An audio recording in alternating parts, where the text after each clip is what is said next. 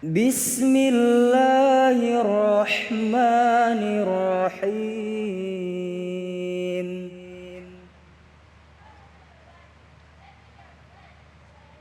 Laqad kana lakum fi Rasulillahi uswatun hasanah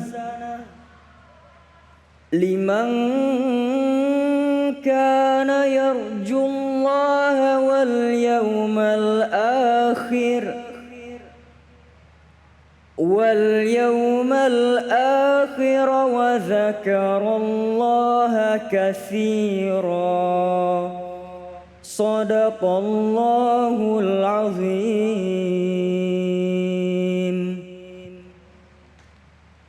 Alhamdulillah alladzi an'amana bi ni'matil iman wal islam wa ja'alana khairal umam.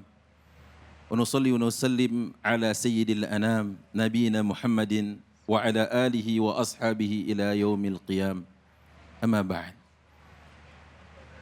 Quran surat 33 ayat 21. Allah telah memberikan garansi kepada kita bahwa ada sosok manusia yang telah Allah jamin bahwa dari semua aspek kehidupannya adalah teladan bagi kita. Bisa kebayang, ibu-ibu beli handphone, tanya garansi nggak? Tanya. Beli rice cooker, tanya garansi nggak? Tanya. Beli spring bread, ada garansinya nggak? Butuhnya yang berapa tahun? 5 apa 10 tahun? Masya Allah, 15 tahun katanya. Allah mengatakan, laqad kana lakum fi Rasulillahi uswah. Sungguh telah ada pada diri Rasulullah teladan. Dan beliau dikuatkan oleh Allah dengan paling tidak ada taukid di sini. Ada dua alat untuk menekankan bahwa ini sungguh loh. Ada lamu taukid dan qad yang menjadi salah satu piranti yang masuk ke dalam fi'il. Laqad.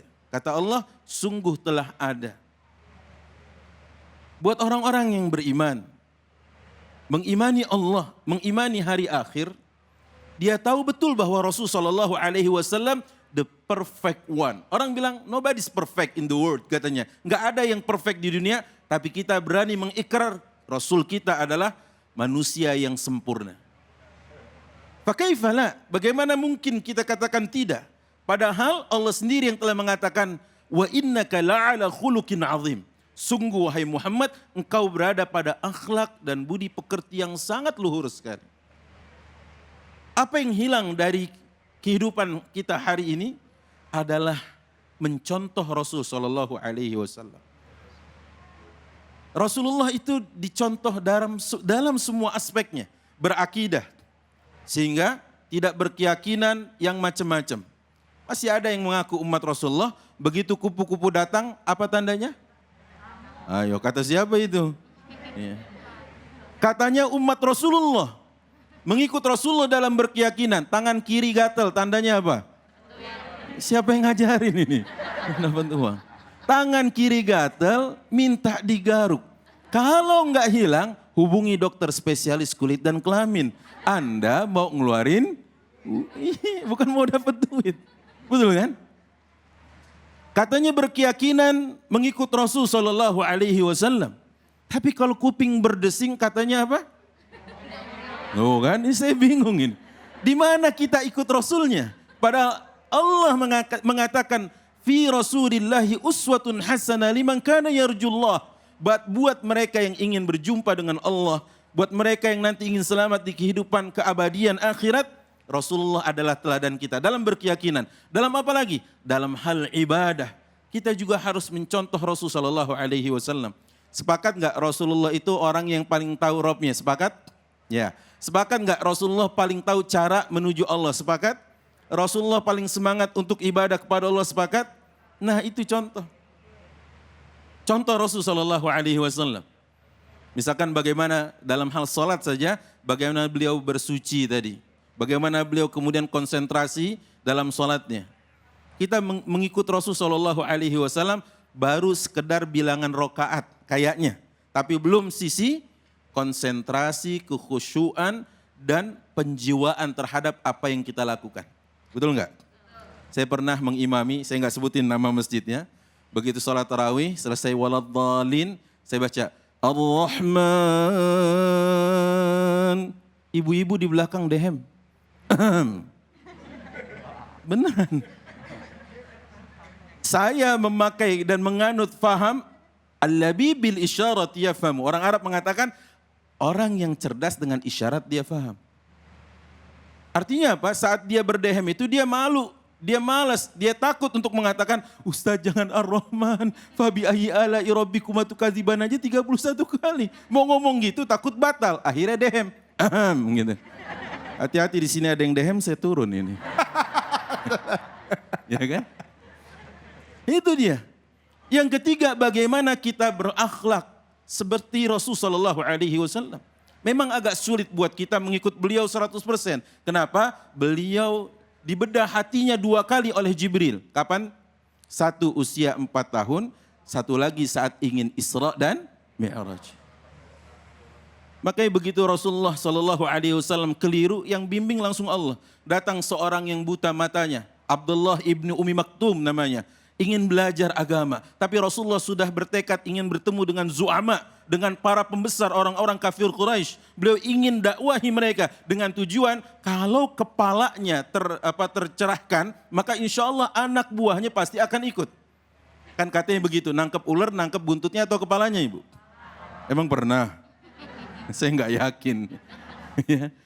Kalau ditangkap kepalanya, ekornya tidak terlampau bahaya. Tapi kalau kita ambil ekornya, kepalanya masih, iya, apalagi kobra. Kata orang-orang kalau kobra masuk rumah jangan diusir dan jangan dibunuh karena banyak bisanya. Ngerti? Banyak bisanya. Halo? Bisa apa? Bisa apa aja. Nah, ibu bapak yang dimuliakan Allah Subhanahu wa taala, bicara tentang akhlak Rasul sallallahu alaihi wasallam, kita memang jauh panggang rasanya dari api. Kenapa? Karena beliau adalah the perfect one, orang yang paling sempurna Rasulullah. Lihat betapa tatkala beliau ditegur Allah dengan peristiwa seorang Abdullah ibnu Umi Maktum tadi, beliau malah mengatakan marhaban billadzi atabani fihi rabbi. Apa artinya? Selamat datang wahai Tuhan yang aku ditegur langsung dari 7 lapis langit karena sikapku yang tidak baik kepada dirimu.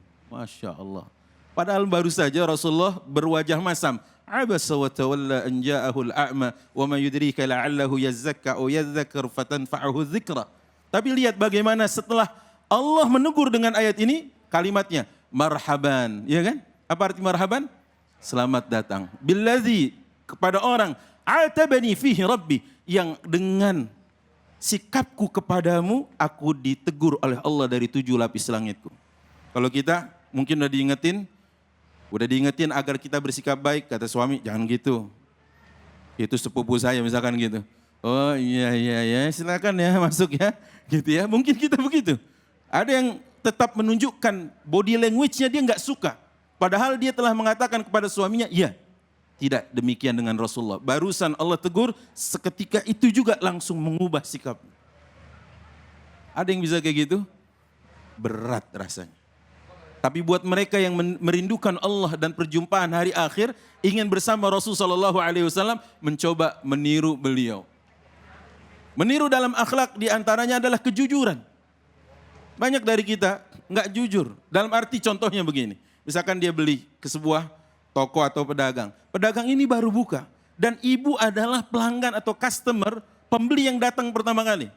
Katakan beli barang A gitu ya. Dengan berat 1 kilo, harga 50.000. Berapa bang ini? 50. Misalkan gitu. Ibu-ibu kan di antara kepiawaian itu jago nawar kan. Kalau nawar itu sampai miring banget, sampai mau jatuh gitu ya.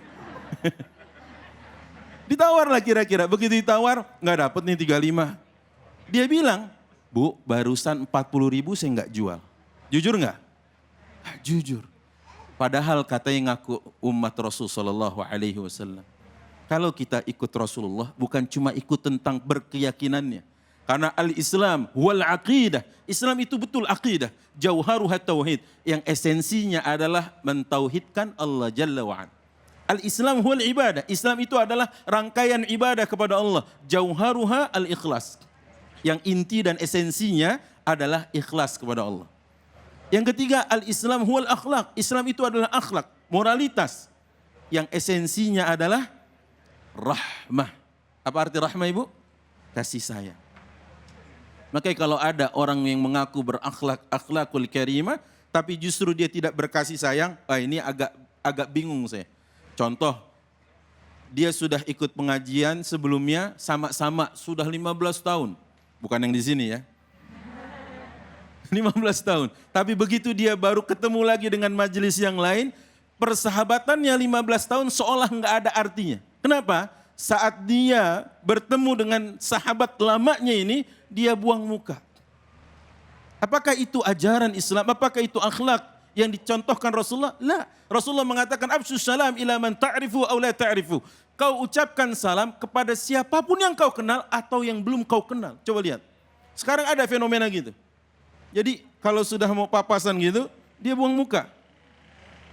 Saran saya kepada orang ini, bertemanlah dengan orang yang sering nyari muka.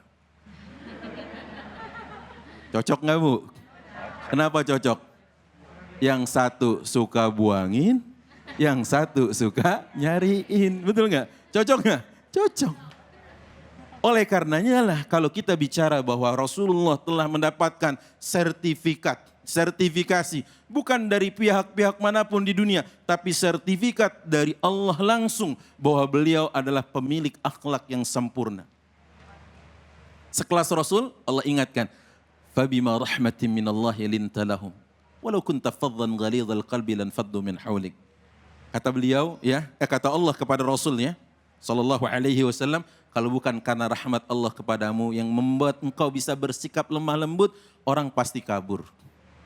Orang pasti kabur. Kebayang nggak begitu kajian, jadi gini Bu, neraka itu adalah gini ya, besok bahas lagi ibu neraka lagi. Kapan dia dikasih tahu tentang sorganya? Ya kan? Kan konsep dakwah itu yassiru wala tu'assiru, permudah jangan kau persulit. Enggak Ustaz, saya motonya kalau bisa dipersulit kenapa dipermudah? Ini orang ini agak-agak konslet kalau begitu.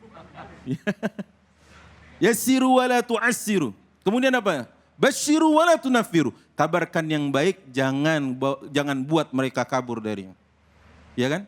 Inilah akhlak Rasul sallallahu alaihi wasallam. Maka kalau bicara tentang apa yang dibacakan oleh Dafa tadi, la ilaha illallah, ada ketenangan bagi kita. Di saat mungkin sebagian orang bingung, siapa role model dalam hidupnya? Siapa yang menjadi contoh dan teladan dalam hidupnya? Apakah yang seperti ini, yang enggak mandi-mandi, yang enggak keramas-keramas, hingga rambutnya bukan hanya gimbal, ya, tapi juga apa?